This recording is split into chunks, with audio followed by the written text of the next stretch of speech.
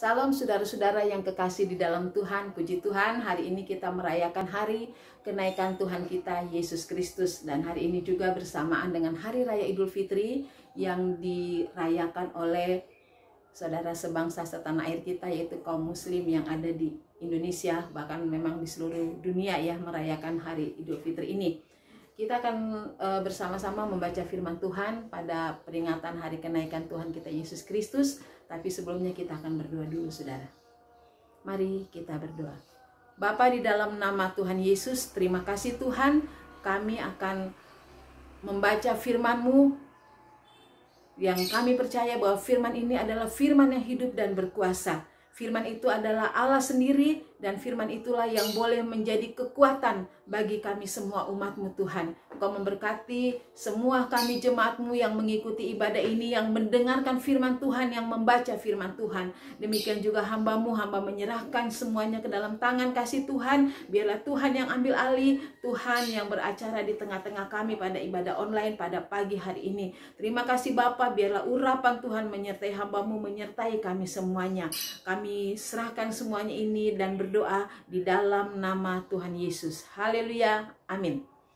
Nah, puji Tuhan saudara-saudara sekalian, kita akan membaca firman Tuhan di dalam Kisah Rasul pasal 1 ayat yang ke-8.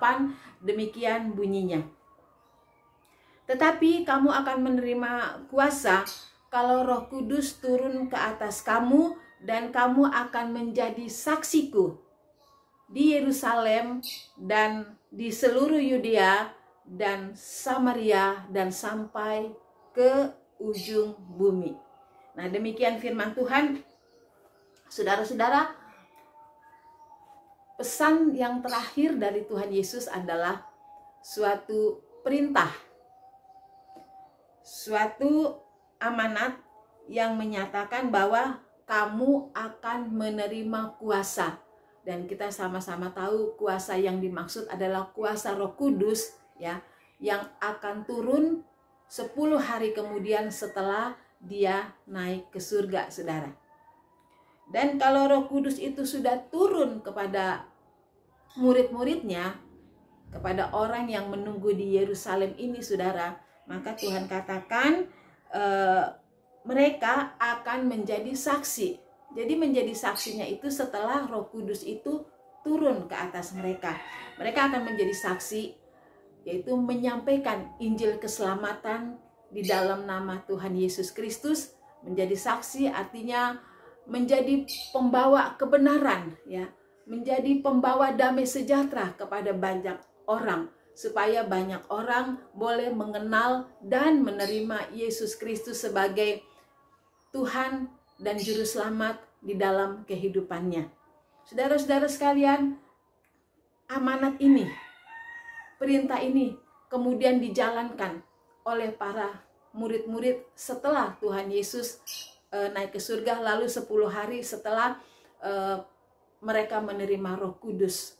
Dan semangat pelayanan ini itu terus berkobar, berabad-abad, ratusan tahun, tahun berganti, hari silih berganti, saudara-saudara. Hamba-hamba Tuhan, para murid-murid Tuhan menyampaikan firman Tuhan, bukan saja di Yerusalem tempat mereka tinggal, tapi mereka kemudian ke tempat yang lebih luas lagi, yaitu ke Yudea.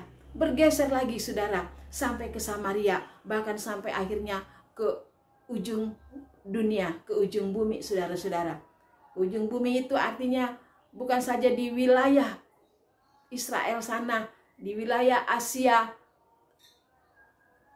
Timur Tengah sana, saudara, tetapi itu merembet sampai ke benua Eropa, sampai ke benua Afrika, sampai ke benua Asia, saudara, termasuk Asia Tenggara, ke Amerika. Dan di Asia Tenggara ini akhirnya sampai kepada kita. Puji Tuhan, kita orang-orang Indonesia juga bisa mengenal Injil kebenaran, yaitu keselamatan di dalam nama Tuhan kita Yesus Kristus. Nah, saudara, para hamba-hamba Tuhan yang melayani ini, mereka bukannya hal yang mudah kalau mereka mengabarkan Injil. Mereka mempertaruhkan kehidupan mereka, mereka mempertaruhkan kesenangan mereka, mereka mempertaruhkan keinginan-keinginan mereka sebagai manusia, dan juga mereka mempertaruhkan nyawa mereka. Tetapi semuanya itu dilakukan, diberikan dengan tulus, dengan ikhlas, oleh karena mereka ingin menyampaikan kabar kesukaan, kabar keselamatan, yaitu Injil di dalam Tuhan kita Yesus Kristus.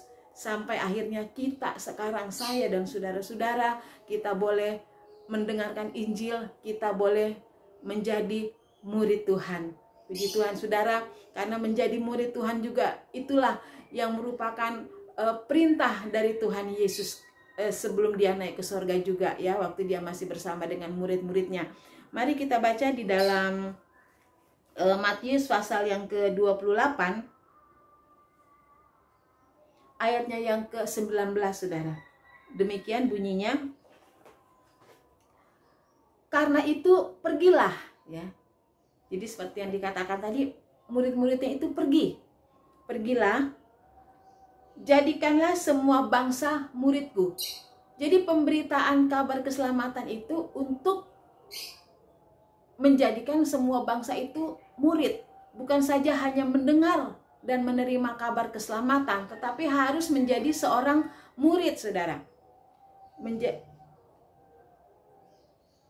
Jadikan semua bangsa muridku. Jadi pertama tugas para murid Tuhan Yesus itu adalah menjadikan sekalian bangsa itu muridku, menjadikan banyak orang menjadi murid Tuhan. Lalu yang kedua adalah membaptis mereka dalam nama Bapa dan Anak dan Roh Kudus. Jadi setelah untuk dijadikan murid, mereka harus dibaptis, saudara. Pastikan dan saya percaya bahwa kita semua sudah menjadi murid Tuhan. Dan kita semua juga, saya berharap ya, semuanya sudah dibaptis di dalam nama Bapa, Anak, dan Roh Kudus sebagaimana Tuhan Yesus dibaptis. Jadi setelah kita menjadi murid, lalu kalau ada di antara kita yang belum dibaptis, ini adalah perintah Tuhan.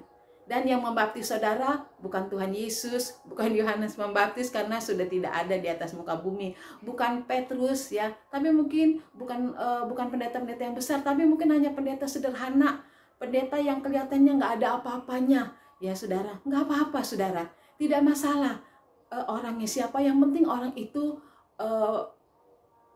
tetap di dalam Tuhan, begitu. Mungkin dia penuh dengan kekurangan, ya, tapi kita serahkan semuanya kepada Tuhan. Saya yakin saudara mengerti, kita jangan sampai kita tidak jadi dibaptis oleh karena kita memandang lembaga manusia, dan Tuhan tidak senang kalau kita memandang lembaga manusia. Siapa saja yang membaptis kita, yang penting kita tahu orang itu membaptis dengan cara yang benar, dan orang itu tetap di dalam pelayanan pekerjaan Tuhan.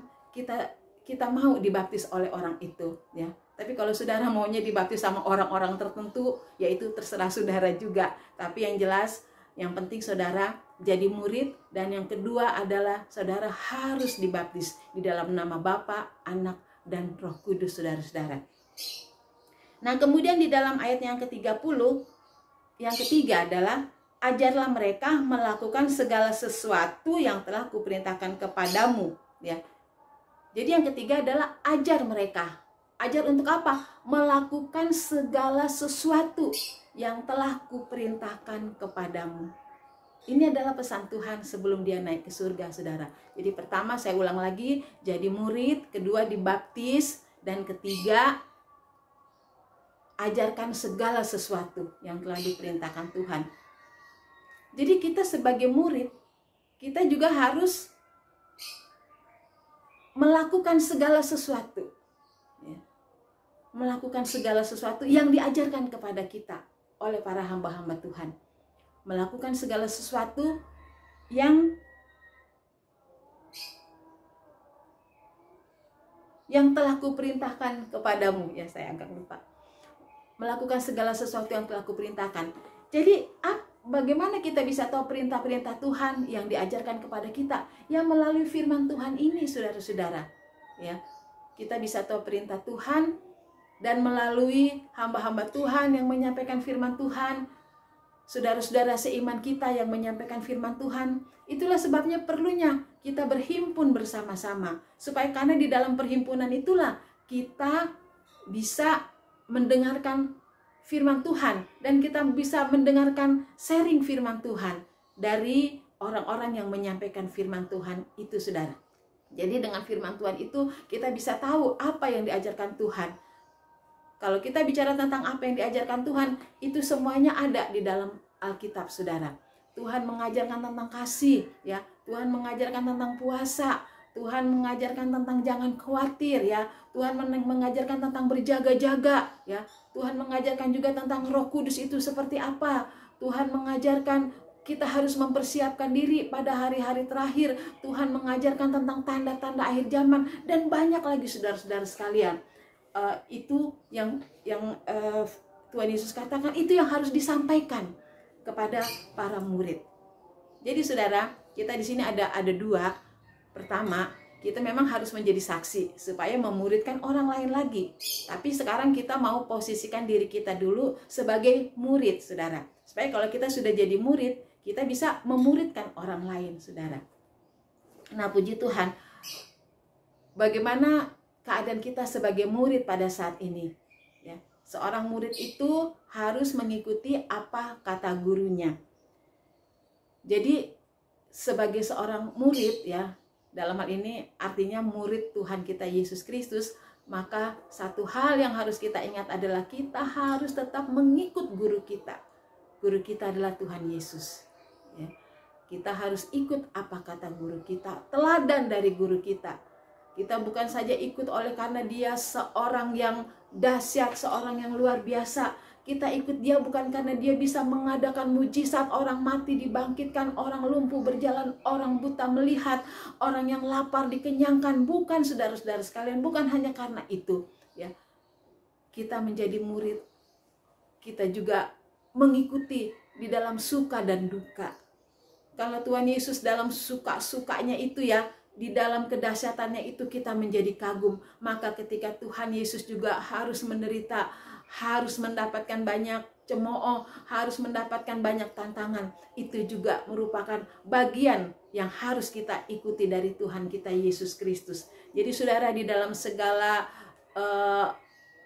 kesusahan yang kita hadapi, saudara, kita sekarang mengerti bahwa sebagai murid Tuhan Yesus saja mengalami masa-masa sulit. Jadi kita juga ketika mengalami masa-masa sulit di dalam pelayanan kita, dalam rumah tangga kita, dalam keluarga kita, kita harus terima itu dengan lapang hati, ya. Kita terima itu dengan penuh ucapan syukur, karena kita tahu di balik semua itu ada rencana Tuhan, ada kebaikan yang Tuhan mau berikan kepada kita, saudara sekalian. Karena Tuhan selalu merancangkan hal-hal yang indah untuk masa depan kita, asalkan kita tetap di dalam posisi kita sebagai seorang murid, yaitu kita harus ikut dia di dalam suka dan duka, saudara.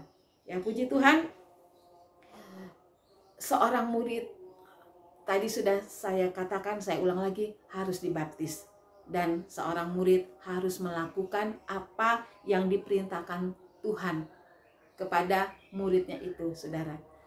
Puji Tuhan, saya percaya bahwa pada hari ini damai sejahtera Tuhan diberikan kepada kita semuanya, di rumah tangga kita masing-masing, saudara. Roh Kudus, ya, Roh penghibur, Roh penolong itu dicurahkan, diberikan kepada kita, saudara, sehingga walaupun Tuhan Yesus sudah naik ke surga, tetapi Roh Kudus itu ditinggalkan untuk kita di atas muka bumi ini. Roh itulah yang akan bersama-sama dengan kita, menolong kita dalam segala kelemahan kita, menguatkan kita, menghibur kita, memberikan kita kemampuan melakukan apa yang menurut kita mustahil. Tetapi dengan pertolongan Tuhan, dengan pertolongan Roh Kudus, kita akan mampu menghadapi segala tembok, segala kerikil, segala apapun juga, ya.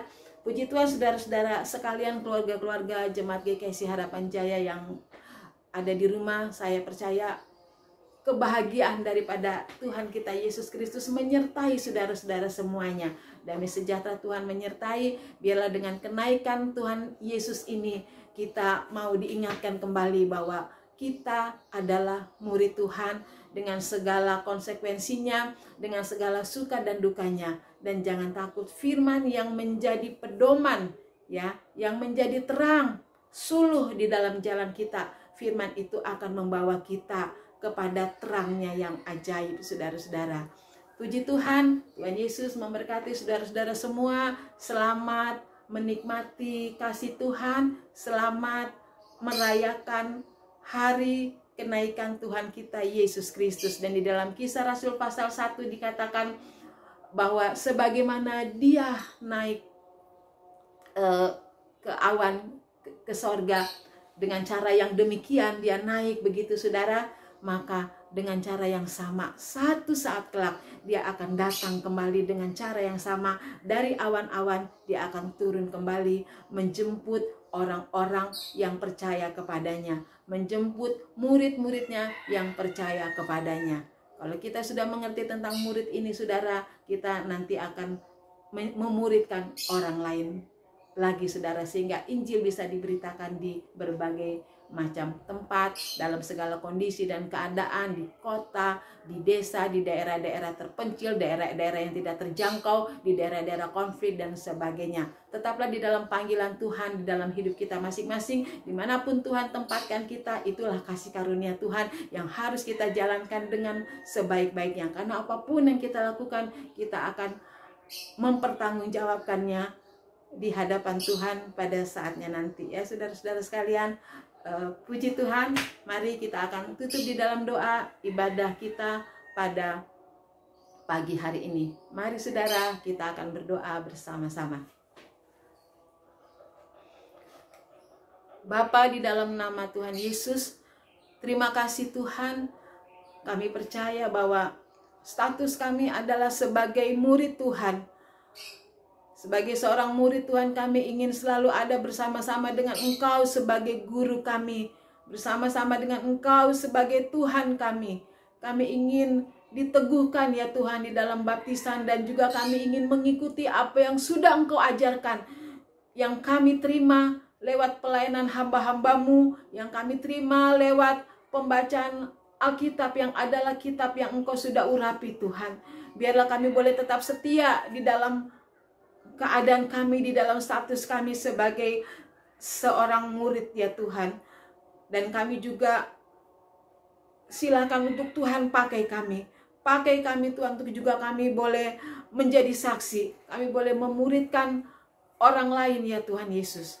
Terima kasih Bapa, terima kasih Engkau memberkati tiap-tiap jemaat di rumah mereka ya Tuhan. Biarlah damai sejahtera Tuhan turun atas setiap jemaat. Engkau yang memberikan kesehatan dan kekuatan. Engkau yang melimpah-limpahkan kasih karunia di tiap-tiap keluarga. Segala usaha, segala mata pencarian dari kepala keluarga, dari ibu rumah tangga Tuhan, dari anak-anak muda, Tuhan kiranya memberkati ya Tuhan. Biar Tuhan mereka boleh diberkati, dicukupkan di dalam segala keadaan ya Tuhan. Engkau memberkati juga secara rohani, berkat-berkat ilahi boleh tercurah bagi kami semuanya. Terima kasih Bapa, terima kasih bangsa dan negara kami Indonesia. Kami serahkan ke dalam tangan Tuhan. Biarlah damai sejahtera Tuhan juga boleh melingkupi negara kami Indonesia. Terima kasih Bapa, terima kasih. Kami juga ingin berdoa pada pagi hari ini, kalau ada di antara jemaat-Mu yang dalam keadaan sakit ya Tuhan, di bagian manapun sakit itu berada ya Tuhan, entah di kepala, di bagian perut kami, bagian tangan, bagian leher, bagian kaki Tuhan, kami percaya ya Bapa, kuasa-Mu sanggup menjamah dan menyembuhkan ya Tuhan. Kami doakan biarlah kesembuhan terjadi di dalam nama Tuhan Yesus. Terima kasih Bapa, terima kasih. Kami mengucap syukur pada pagi hari ini, di dalam nama Tuhan Yesus kami sudah berdoa. Haleluya, amin. Nah saudara-saudara yang kekasih, demikianlah ibadah kita pada pagi hari ini. Nikmatilah hari libur hari ini, libur Idul Fitri dan juga libur hari kenaikan bersama keluarga saudara masing-masing dalam segala keadaan. Ingatlah kita tetap murid Tuhan. Selamat hari kenaikan Tuhan Yesus. Tuhan Yesus memberkati kita semua. Haleluya.